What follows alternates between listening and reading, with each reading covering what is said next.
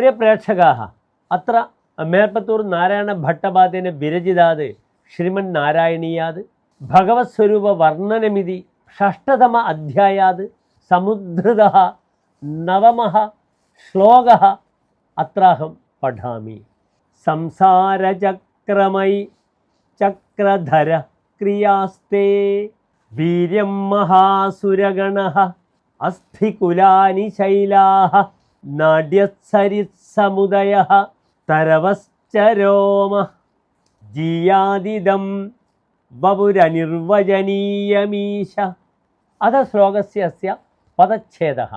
സംസാരചക്രം I ചക്രധര ക്രിയാഃ തേ വീര്യം മഹാസുരഗണഃ അസ്ഥികുലാനി ശൈലാഃ നാഡ്യഃ സരിസ്സമുദയഃ തരവഃ ച രോമ ജിയാത് ഇദം വപുഃ അനിർവചനീയം ഈശ.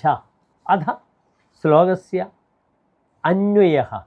ഐ ചക്രധര തേ ക്രിയാഃ സംസാരചക്രം വീര്യം മഹാസുരഗണഃ അസ്ഥികുലാനി ശൈലാഃ നാഡ്യഃ സരിസ്സമുദയഃ രോമ തരവഃ ച. ഹേ ഈശ, അനിർവചനീയം തവ ഇദം വപുഃ ജീയാത്.